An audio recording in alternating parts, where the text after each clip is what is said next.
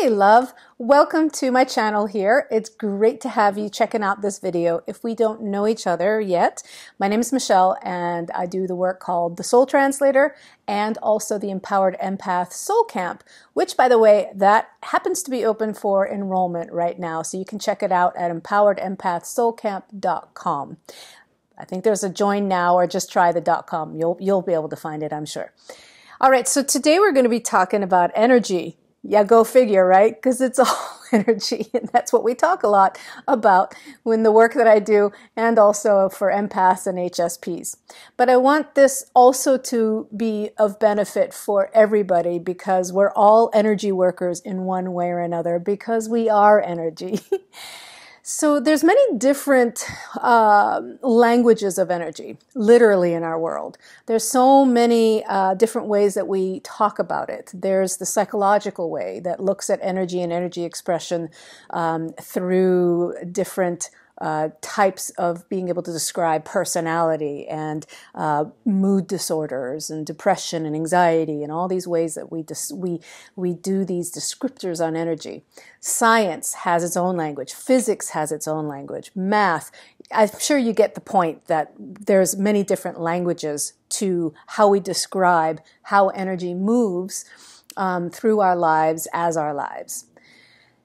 Now, language itself, the language of energy is something that, shall we say, empaths and highly sensitive persons, the people that I primarily work with to empower and to help with their gifts and abilities, we have a heightened antenna to be able to see, feel, read, sense the language of energy, of different expressions of energy. We also have a language that describes energy as emotions, right? So we have happy, sad, glad, mad, to make it sound like a cartoon, but it's all, those are like the four basics.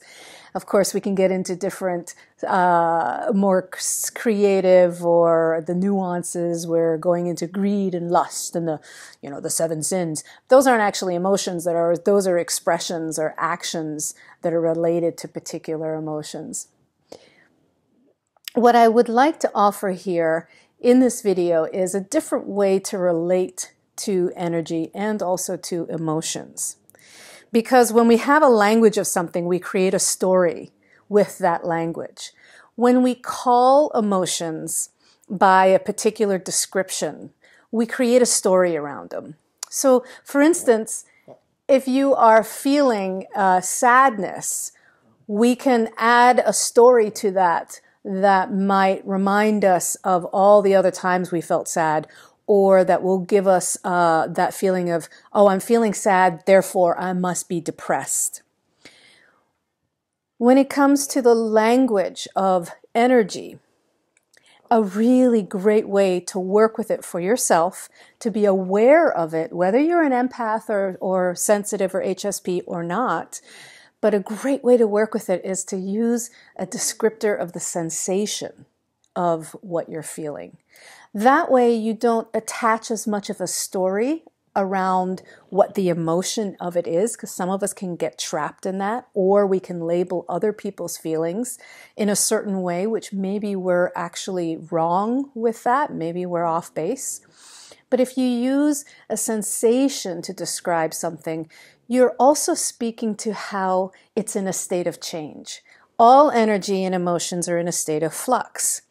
And empaths and sensitives are more aware of these shifts of the changing state of energy. That's why we are sensitive.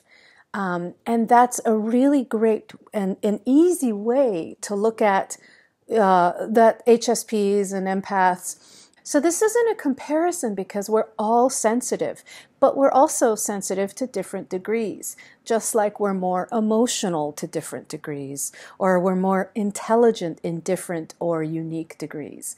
So it's really important to remember that for an HSP or an empath, it happens to be that you just have a more heightened tuner or antenna or tuner inner to these different states of energy changing.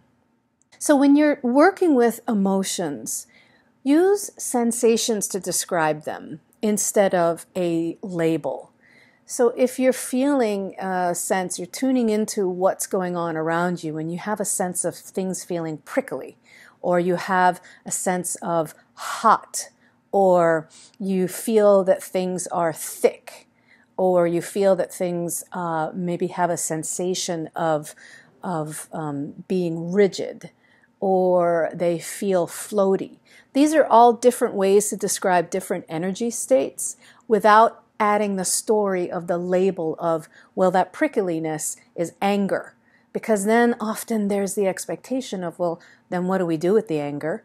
Or there's also the feeling of, then, how do we handle these stronger emotions or these emotions? Because the majority of us, even though we're all sensitive and all feeling emotional beings, many of us just aren't comfortable with emotions, because when we feel a lot of things, we want to either go into our heads or we want to do different things to be able to not feel so much. But if you give yourself the permission to feel something simply as a sensation changes. Sometimes a label of an emotion or a mood is something that can get stuck, and then we start repeating that energy and keeping it in place, versus describing something as a state or a sensation that then is going to change and shift. And that also gives you an opportunity to be more aware of, oh, now the energy has changed, and also to simply be aware of the energy itself.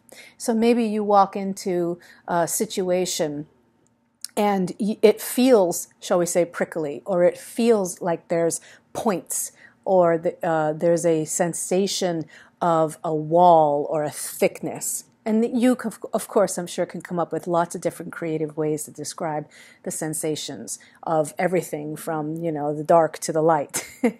But if you feel that, then you can use that to relate to your body and say, ooh, does this feel right in relationship to this? Do I step into this and feel my own hackles go up? Oh, maybe this is not a good place for me to be, because there's too much of a certain state or sensation of energy there, and that you need to remove yourself to protect yourself and have a healthy boundary. So that's a wonderful way to be able to work with the sensation of energy without getting too much into the label and the story of it. All right? I hope that helps you to be more energetically and emotionally aware in your life and taking care of your wonderful, beautiful soul and body. This is really this work for all of us right now. And the work that I really support for you and with you is getting into the embodiment process of being an empath and intuitive, and in general being spiritually embodied, so that we can truly be home within ourselves, and then be able to do the work and have the relationships and have the health and well-being that we all desire.